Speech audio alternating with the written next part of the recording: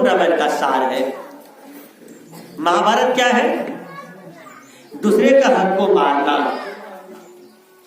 दूसरे के हक को मारना, ये समता, ये जो है निष्पक्षता और विषमता।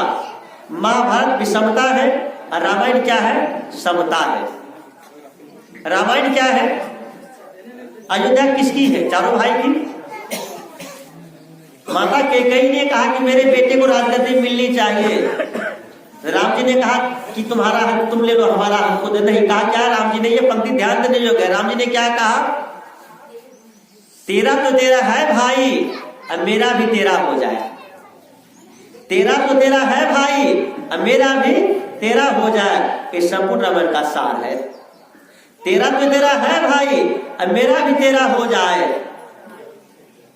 अब महाभारत क्या है? हस्तिनापुर तो मेरा है भाई, तुम चलो पत्थर पहाड़ पर। पत्थर पहाड़ दे दिया। पांचों भाई ने मेहनत से उसको क्या बना दिया? इंद्रप्रस्थ बना दिया। दुर्योधन ने क्या कहा? मेरा तो मेरा है भाई और तेरा भी मेरा हो जाए। मेरा तो मेरा है भाई और तेरा भी मेरा हो जाए। सब मर कट के मर गए कि नहीं मर गए? 56 कोटि यादव जहाँ भेजे, मुनिजन 788। 56 करोड़ यदुवंशों का महाविनाश और महाभारत की लड़ाई में। क्यों? मेरा तो मेरा है भाई और तेरा भी मेरा हो जाए।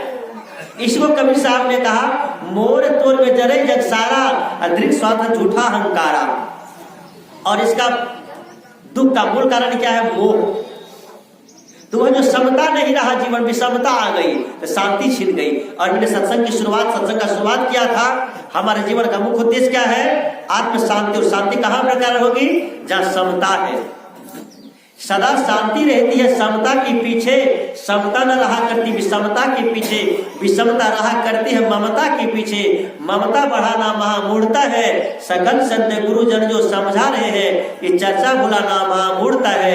बड़े भाग्य से ऐसा अवसर मिला है, निरर्थक बिताना महामूढ़ता है। घटना घट गई। एक घर में दो भाई बड़े प्रेम से रहते थे, 4 बच्चे थे और दोनों का जीवन बड़ा प्रेम से चल रहा था। किसी प्रकार कोई क्लेश नहीं, किसी कला नहीं।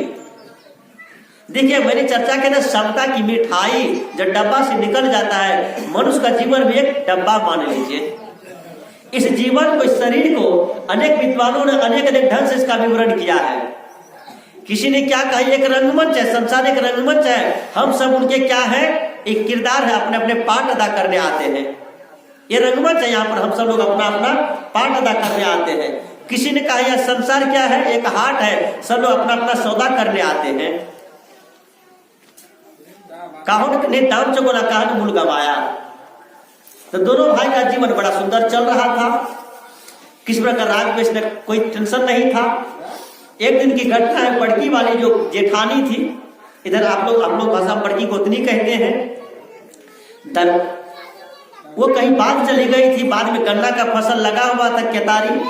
वो केतारी लेकर के आती है और दरवाजे में बच्चे लोग खेल रहे हैं। तो बच्चा तो क्या कहता है? चारों बच्चा क्या कहता है? मम्मी आ गई, मम्मी आ गई। अब कुछ बच्चा क्या कहता है? बड़ी मम्मी आ गई, बड़ी मम्मी आ गई। तो बच्चा सब दौड़े दौड़े आए, मम्मी मुझे दो, मम्मी मुझे दो। तो बड़ी मम्मी के मन में क्या हुआ? इधर सरदार पप्पू और मंटू उसका अपना बेटा था। दाहिने साइड में उसका अपना बेटा था पप्पू और मंटू, और बाएं साइड में उसका देवरानी का बेटा था चिंटू और गुड्डू। तो मम्मी जो गन्ना तोड़ रही थी, बड़ी मम्मी, तो मोटा वाला जो भाग था बायां हाथ में चला गया। तो वो देखा कि इधर जा रहा है देवरानी के बेटा तरफ। जो जराठी होता है उसमें थोड़ा रस ज्यादा होता, थोड़ा ज्यादा मीठा होता, ऊपर का थोड़ा फीका होता है। अब बच्चा आगे उसके मन में क्या? देखिए, मिठाई समता जो थी होनी चाहिए थी। पथिक जी ने क्या कहा? सदा शांति रहती है समता के पीछे, समता न रहा करती विषमता के पीछे, विषमता रहा करती है ममता के पीछे। ममता बढ़ाना महामूढ़ता है। मोर तो मेरा है, ये बेटा मेरा है। वो बेटा किसका हुआ? देवरानी का। अयम निज परोवेति गणना लघु चेत साम। लघु मतलब छोटे बुद्धि आ गई आपकी। यह मेरा है, वह दूसरे का। ये बुद्धि किसकी है? छोटे विचार वालों की। उदार चरितानाम तो वसुधैव कुटुंबकम। उदार चरित्र वालों का विचार कैसा होता है? सारा संसार अपना परिवार है। उसके मन में यह भाव आ गया, ये मेरा हाथ को क्या करती है? हाने, हाथ को घुमा दिया। अब ये जो हाथ यहां तक ठीक तैयार जो जा रही है, तो मोटा वाला भाग चला गया अपने बेटा की तरफ। ये तो जानबूझ के हुआ, अनजाने में हुआ नहीं। और दहिना हाथ वाला चला गया, पतरका वाला भाग कहां चला गया? उधर देवरानी के बच्चे के पास। दुर्भाग्य ये घर का वहां खिड़की पर बैठ करके इस दृश्य को देवरानी देख रही थी। लेकिन जिसमें जितना रोशन उसमें मेहनत उतना ही, याद रखिएगा। जहां पहले सजा वहां बाद में मजा है, जहां पहले मजा है बाद में सजा है। तो जड़ थोड़ा कड़ा भी होता है। अगर मीठा रस होता है तो जड़ थोड़ा कड़ा भी होता है। तो बच्चा जो तोड़ने के लिए लगा तो वो टूट नहीं रहा, उसका तो फटफट फटफट छिल रहा है। ये कहता है बच्चा, गांव का बच्चा था, बच्चा कहता है मोर नहीं हमरा दिली खरका हमरा दिली बढ़िया हमका नहीं खाई छे ना खाई छे। तो वो मां क्या कहते? ही अठुस्सा है तो दे ये बढ़िया अठुस्सा करे छे ये पछी तो चिल्ले ना। अब तो एकदम स्पष्ट हो गया कि जानबूझ के ये कर रहा है। खिड़की पर बैठी थी देवरानी, शाम को आया और कान में सारा मंत्र फूंक दिया। रात ही रात दोनों भाई का घर टूट गया। एक छोटी सी भूल, पक्षपात, ये मेरा है वो तुम्हारा है, शांति भंग हो गई। छोटा भाई आया, कान में मंत्र फूंक दिया। बड़ा भाई आया देर रात से, कहा भैया हम लोग अलग हो जाए, घर का बंटवारा कर ले। कहा क्यों, कारण बताओ? कहा कुछ भी कारण नहीं है, बस घर का बंटवारा कर ले, बहुत दिन चल चुके हम लोग, अब चलने वाला नहीं है। एक बात बताइए भैया, आप मुझे सारा बैंक बैलेंस, सारा अकाउंट, दिन को रात का आपने मेरे दिन को रात माना, ठंडी को आपने गर्मी का मेरे ठंडी को गर्मी माना, गर्मी को ठंडी मैंने गर्मी को ठंडी माना, धूप को जाड़ा, जाड़ा को धूप, जो आपने कहा मैंने माना। भाभी के मन में एक गन्ने में ये आया कि मेरा बेटा है वो देवर का बेटा है, देवरानी का बेटा है, अब ये घर नहीं चलने वाला है। और रात ही में बंटवारा, बड़ा भाई रो रहा है कि भाई मेरे अलग मत हो। भाई ने तो फैसला लिया कि चलो जो भी तुमको, रात में दीवार पड़ गया, घर के अंगना में दीवार पड़ गया। बगल से संत जागरों ने कहा, देखने वालों ने देखा जलता हुआ धुआं, किसने देखा दिल मेरा जलता हुआ, कल तक चमकता सेहरा हुआ। घर बन गया इस बात का गम नहीं, घर बनने की चर्चा घर घर हुआ, कल तक चमकता सेहरा हुआ। छोटी सी भूल। तो मैं कह रहा था हम कहीं भी हो, हमारे मन में पक्षपात की भावना नहीं हो, निष्पक्षता। और कबीर देव का संदेश है, पाछा पक्ष के काटने सब जग रहा बुलान, निष्पक्ष होकर हरि भजे सोई सत सुजान। जो निष्पक्षता पूर्वक हरि का भजन करता है, कहीं पक्षपात नहीं करता है, उसका जीवन सदैव आनंदित होता है, सफल होता है। और वही व्यक्ति दूसरों के लिए भी सुखकारी होता है, दूसरों के लिए भी आनंदकारी होता है। सब समाज के निर्माण का मूल मंत्र क्या है? जो मैं अपनी बात कह रहा था, वो लड़का क्या कहता है कि बस जो आदमी बन जाएगा, आदमी का आदमियत आ जाए, हमारे जीवन में प्रेम आ जाए, समता आ जाए। हम लोग बाहर मकान बनाते हैं, घर बनाते हैं। जब मकान की आप कल्पना करते हैं अपने घर में, सबसे पहले आप क्या सोचते हैं? इस मकान में ईंटा कितना लगेगा? तो मिस्त्री बताते हैं 10,000 ईंटा। सही की गलत? सबसे पहले क्या बताते हैं? 10,000 ईंटा, 2 ट्रक बालू, इतना सीमेंट, इतना छड़। एक बात आप लोग बताइए, ईंटा पर ईंटा दे दिया जाए, 20 इंच का दीवार जोड़ दिया जाए, 10 फुट तक जोड़ा जाए, दीवार रहेगा कि गिरेगा? गिरेगा लो। अगर 5 फुट के आगे जाएगा तो 20 इंच का भी दीवार है तो क्या होगा? वो पूरा दीवार गिर जाएगा, हवा आएगा गिर जाएगा, बच्चा खेल देगा तो दीवार क्या होगा? 10 फुट तक में गिर जाएगा। वही ईंटा है, हर एक ईंटा के बीच में मात्र 5 इंच का दीवार है, और बीच में मसाला हम डाल देते हैं। 4 मंजिला मकान बनता है, 5 मंजिला मकान बनता है। दिल्ली में तो 20, 25, 50, 60 मंजिला मकान बनता है। क्या दीवार गिरता है?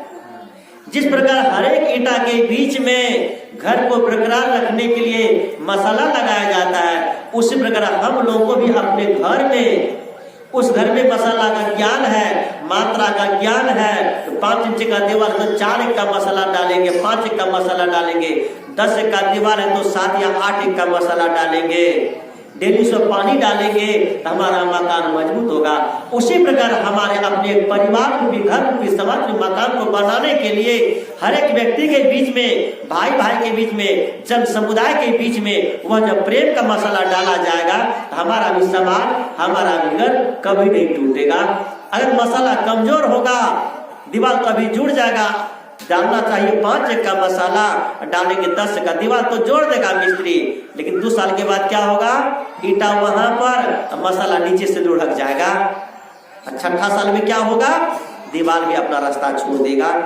ठीक उसी प्रकार हमारे घर में, हमारे गांव में, हमारे परिवार, जिस परिवार में एक एक व्यक्ति के बीच, ये बार मैं कई बार कह चुका हूं, हमारे कुछ एक दो श्रोता हैं मुझसे शिकायत भी करते हैं, साहब जी आप तो वही प्रवचन बार बार करते हैं। एक दो आदमी हमको कहते भी हैं, लेकिन मैं क्या करूं, कुछ बातें ऐसी तो वो तो वही श्रोता वही, लेकिन मैं तो देखता हूं मेरा श्रोता कुछ बदल गया है। इसलिए मैं कहना चाहता हूं, परिवार का मतलब, परिवार की परिभाषा आज बदल गई है। आज किसी से पूछ लीजिए परिवार का मतलब क्या होता है, अक्सर लोग जवाब देंगे हम दो, हमारे दो, माँ बाप नहर किनारे जो, हम तो हमारे दो, माँ बाप नहर किनारे जो। हम लोग से बढ़िया तो अंग्रेज है जो परिवार को समझा। अंग्रेजी परिवार को क्या कहते हैं, फैमिली,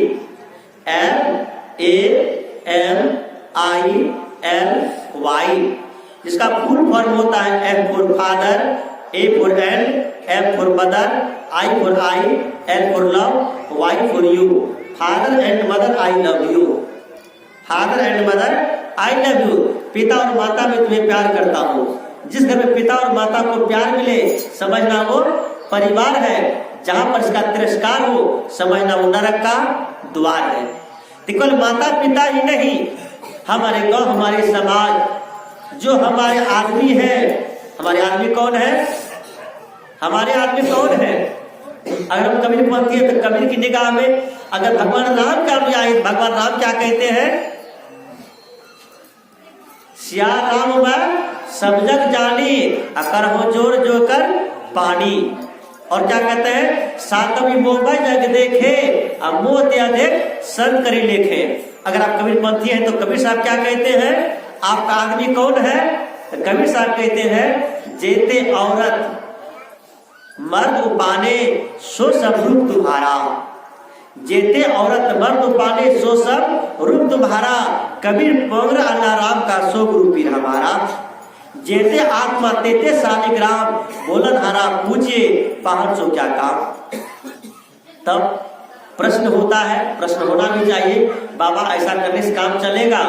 हाँ, व्यवहार में थोड़ा अंतर मानना पड़ता, करना पड़ेगा। भीतर भाव से मानना नहीं है, व्यवहार में मानना पड़ेगा। अभी आप लोग उठेंगे, अब मेरी पंक्ति को सुन करके ये कर चलेंगे, बाबा ने तो कहा अभी सब तो अपना ही है, सब तो अपना ही। जेते आत्मा तेते शालिग्राम, तो अपना पुराण का जूता छोड़ करके और दूसरे का नवका जूता पहन लीजिएगा, कहिएगा बाबा ने तो कहा है सब तो अपना ही है, तब क्या हाल होगा। व्यवहार में मानना पड़ेगा, जितना है वो तो सब है ही, व्यवहार में बरतना पड़ेगा। आप कपड़ा सुखाए, किसी का 90 का गंजी है, आपका 80 का लगता है, लेकिन सबके मानने का मतलब ये नहीं कि आप उनका गंजी आप पहन लीजिए। व्यवहार में मानना पड़ेगा। सबके पास में गाड़ी है, अभी करीब करीब हम 80% लोग मोटरसाइकिल से आए हैं। अब यहाँ से जाइए, जिसका मोटरसाइकिल बढ़िया है, बाबा ने तो कहा है सबका अपना ही, समता का भाव है, लेकिन यहाँ ये भाव नहीं, व्यवहार में बरतना पड़ता है। लेकिन भीतर भाव से सबके लिए हमारे मन में करुणा की भाव हो, समता का भाव हो, विषमता का भाव नहीं हो, अप्रेम का भाव हो। विजेंद्र हो 5 बजने वाले चले, और कुछ नहीं। अच्छा बोलिए सदगुरुदेव की। कभी कभी क्या होता है ना, जब हम लोग को बताया जाता है ना, तो हम लोग बदनाम क्यों हो जाते हैं। आज का जो युग है, सबके पास मोबाइल है, सबके हाथ में घड़ी है, तो सब देखते हैं बाबा को तो 5 बजे तक कहते, बाबा को भीड़ देख के मन नहीं करता है बंद करने का, ऐसा भी हो जाता है। लेकिन नहीं, चूंकि जो व्यवस्थापक जो आयोजक है उनके तरफ से इशारा हुआ है। एक बात मैं आपको बता दूं, मैं कितना देर बोल सकता हूँ महत्ता इस बात की नहीं है, आप कितना देर सुन सकते हैं महत्ता इस बात की भी नहीं है। महत्ता इस बात की है आप कितना देर जी सकते हैं, सुने हुई बातों पर कितना अमल करते हैं। हम लोग सत्संग में कब से आते हैं, महत्ता इस बात की नहीं है। महत्ता सत्संग हमारे जीवन में कब से आया है। हम लोग सत्संग में कितना देर बैठते हैं, महत्ता इस बात की भी नहीं है। महत्ता सत्संग हमारे जीवन में कितना देर बैठता है। इतिहास साक्षी है। साक्षी का मतलब होता है गवाह। इतिहास गवाह है। रत्नाकर कभी सत्संग में नहीं गया था। पहले क्या होता मैं नहीं जानता हूं, लेकिन 12 साल का मेरा अनुभव है। 2 लॉकडाउन हुआ, लेकिन दोनों लॉकडाउन से पिछले साल कैंसिल हो गया। बाद में जो बड़ा लॉकडाउन था 2020 का, उसमें भी यहाँ का सत्संग सफल हो गया था। यहाँ का सत्संग उसमें भी आज 12 साल से यहाँ लगातार सत्संग एक विशेष रूप से हो रहा है। फिर छोटा मोटा कभी के किसी के मुंडन में, किसी के संपिंडन में, किसी के वो क्या कहते हैं छठी में, किसी के बारे में तो होते रहता है, लेकिन एक बड़ा कार्यक्रम होता है और सब लोग बैठते हैं। महत्ता इस बात की नहीं कि हम लोग सत्संग में कितना देर बैठते हैं, महत्ता इस बात की है सत्संग हमारे जीवन में कितना देर बैठता है। मैंने कहा इतिहास गवाह साक्षी है। रत्नाकर कभी सत्संग में नहीं गया था। एक बार रत्नाकर की मुलाकात हुई सप्तऋषियों से। थोड़े देर का सत्संग मिला रत्नाकर को। रत्नाकर के जीवन की धारा बदल गई। रत्नाकर महर्षि वाल्मीकि बन गया और कालजयी रचना रामायण का निर्माता बन गया। अगली बार कभी सत्संग में नहीं गया था। एक बार बुद्ध से मुलाकात हुई, चंद मिनटों का सत्संग मिला, उसके जीवन में सत्संग की धारा प्रवाहित हो गई। अगली बार बुद्ध बन गए। सत्संग में हम लोग को जीवन को, मैंने कहा सत्संग तो उद्देश्य हमारा आत्मकल्याण और सब समाज का निर्माण। तो सब समाज का निर्माण होगा जब हमारे जीवन में सबके प्रति प्रेम, जेते आत्मा तेते शालिग्राम। और एक सरल पंक्ति में कहूं, जैसा अपने लिए चाहते हैं वैसा व्यवहार दूसरों के साथ करें। जैसा अपने लिए नहीं चाहते हैं वैसा किसी दूसरे के साथ नहीं करें। ये धर्म का मूल है, धर्म का धुरी है। इस धुरी को आप पकड़े रहेंगे, आपके जीवन में कहीं परेशानी नहीं आएगी। ये धुरी को पकड़े रहेंगे। यदि धुरी से आप छोड़ दिए, तो कबीर साहब ने कहा, क्या कहा, चलती चक्की देख के दिया कबीरा गोय, 2 पाटन के बीच में साबित बचा न कोई। तो किसी ने के पूछ दिया, बाबा कोई नहीं बचा, का कुछ बचा, का कौन बचा, का आसे पासे जो रहे निपट पिसावे सोए, अकेले से जो लागा रहे ताका विध न हुए। माता लोग पीछे में बैठी हुई है। देखे तो आप लोग भी, हम लोग भी देखे हैं। आज के नए बच्चे भले न देखे। माता जी लोग क्या करते, जाता में पीसती है, दाल दरड़ती है, मूंग दरड़ती है, बेसन बनाती है। पहले गेहूं का भी आटा बनाती थी। तो नीचे वाला जाता में कील रहता है, ऊपर वाला जाता में हथौड़ा रहता है। हथौड़ा से वो जाता को घुमाती है तो नीचे में दाना रखी रहती है, दाना पिसाती है, और नीचे वाले कील के पास कुछ दाना सट जाती है। दाना जब चिपक जाता है नीचे वाले कीला के पास में, तो वो दाना अंतिम में माता क्या करती देखते, अब ये नहीं पिसाया है तो ऊपर में जाता को उठाती है और वो कील के पास हाथ देकर के ऐसे करके वो कीला के सब दाना को हटा देती है, साइड कर देती है, बीच में डाल देती है। जो दाना बचा वही पिसा के भस्मुंडा हो जाता है। कबीर साहब क्या कहते हैं, आसे पासे जो रहे निपट पिसावे सोए, कीले से जो लागा रहे ताका विघ्न। जब तक वो कीला को पकड़े हुआ था उसका विघ्न नहीं हुआ। धर्म का वह धुरी हुआ कीला को अगर हम पकड़े हुए हैं, सत्संग के वो कीला को पकड़े हुए हैं, समता के वो कीले को पकड़े हुए हैं, तो हमारा भी कभी विघ्न, हमारा भी कभी विनाश नहीं। जब कीला को किसी ने छुड़ा दिया, चाहे माता जी छुड़ा दे और जब अपने से छोड़ दे, हमारा कोई अस्तित्व नहीं। कहीं ना कहीं हम पकड़े धुरी के, अध्यात्म के धुरी को, धर्म के धुरी को। जब तक वो धुरी हम पकड़े हुए हैं, सत्संग उस कील को पकड़े हुए हैं, तब तक हमारा विघ्न नहीं हो सकता है, विनाश नहीं हो सकता है। तो सत्संग का तो उद्देश्य, पहला उद्देश्य आत्मकल्याण। आइए थोड़ी चर्चा मैं आत्मकल्याण के संबंध में करूं। आत्मकल्याण के व्यवहार की मैंने चर्चा किया। आत्मकल्याण क्या है, अपने आप को जानना, मैं कौन हूं, जगत क्या है, जगत से मेरा संबंध कितना है, कितने दिनों तक रहने वाला है। मैं शुद्ध चेतन आत्मा हूं। ये जो शरीर है, शरीर में चलने वाला ये शरीर ही है। जैसे वहां पर गाड़ी लगी हुई है, मोटरसाइकिल, ट्रैक्टर, कार में बैठने वाला, कार में चलाने वाला ड्राइवर अलग है। कार की अपनी मर्यादा है। अगर कार खराब हो गया तो ड्राइवर परेशान। कल्पना करिए आप, कार नहीं होते हुए जो कार आपकी है, जो गाड़ी आपकी है, गाड़ी से आप सफर कर रहे हैं, मोटरसाइकिल है, क्लच प्लेट जल के, रात की अंधेरी है, पूर्णिया जा रहे हैं, रोड खराब है, अब इस रास्ते में आपका क्लच टूट गया, क्लच में टूट गया, क्या होगा? आप परेशान है कि नहीं है? आप तो गाड़ी नहीं, फिर भी खराब तो गाड़ी और परेशानी गाड़ी को होना चाहिए, आप क्यों परेशान है? सही की गलत? आप परेशान है ना? चाहे आपका मोटरसाइकिल है चाहे कार है, क्यों? वो मोटरसाइकिल से आप जुड़े हो, आपका वो साधन है, आप वो साधन है।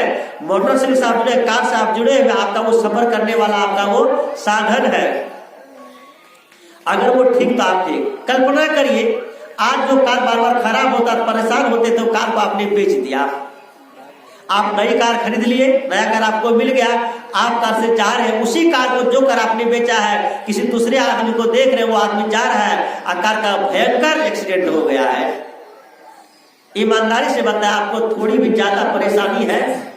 ईमानदारी से बोलिए आपको तो अफसोस है थोड़ा सा, बड़ा अच्छा बेचारा को परेशानी हो गई। जो परेशान होकर क्लच प्लेट टूटने थी, कल ब्रेक फेल होने से थी, आज गाड़ी की पूरा चकनाचूर होने से वो दुख नहीं है, क्यों? आज वो गाड़ी आपका नहीं है। ठीक उसी प्रकार यह शरीर इस आत्मा का साधन है। वह कार हमें पूर्णिया से, मधेपुरा से पूर्णिया पहुंचाता है, यहाँ से वहां पहुंचाता है। यह जो शरीर रूपी कार है, यह कार हमें इस सागर से भवसागर पार कराता है। ये मेरा साधन है। इसी को भगवान श्री राम ने अपनी भाषा में कहा, बड़े भाग मानुष तन पावा, सुर दुर्लभ संरक्षण गावा, साधन धाम मोक्ष कर द्वारा जाहिनर परलोक सवार। साधनों का धाम है। जब तक हम शरीर से जुड़े हुए हैं, शरीर का टूटना, शरीर का हड्डी टूटना, शरीर का माथा दर्द करना, बीमार होना, आप हैं अलग, लेकिन शरीर से जब तक जुड़े हुए तब तक आपको परेशानी का, दुख का अनुभव आप करेंगे। शरीर यही है। कबीर देव ने कहा, जब लग बोला तब लग डोला, दोनों धन व्यवहार, ढोला फूटा बोल आ गया कोई निशा के द्वार। जब तक शरीर से जुड़े हुए हैं तब तक हड्डी टूटी, बुखार लगे, आपको चिंता फिक्र हो गई। शरीर यही है। आत्मा निकल गई, श्वास लेना बंद कर दिया, प्राण छूट गया। इसी शरीर को ले जाकर के हम क्या करते हैं? इसी शरीर को हम ले जाकर के गड्ढा में, गड्ढा खोद करके जलाते हैं, आग की भट्टी में झोंक देते हैं। हल्का भी तकलीफ महसूस करता है ये शरीर? शरीर तो वही रहता है ना, सब इंद्रियां सहित वही है, केवल कौन चीज निकला? एक आत्मा। तो वो आत्मा आप उसको कैसे जानेंगे? उसको जानेंगे जब आपका मन, वचन, तन, सदगुरु कबीर की भाषा में कहो, तन थी, मन थी, वचन थी, सुरत निरति थी हो, कहाँ है कलप बराबर हुए। जब हमारा तन थिर हो जाए, मन थिर हो जाए, वचन थिर हो जाए, ऐसा अगर पल भर के लिए हो जाए, वह पलक, कबीर साहब कहते हैं, वह जो पल हुआ आपका, वो कल्पों के जीवन से अच्छा है। और एक अध्यात्म नहीं कहता है, सत्संग केवल नहीं कहता, इस सिनेमा फिल्म वाले भी इसका अनुभव करते हैं। वे लोग भी यही कहते हैं, हम जीवन कितना जीते, महत्ता इस बात की नहीं है, महत्ता कैसे जीते हैं। हमारे बच्चे कितने महत्ता इस बात की नहीं, कैसे है।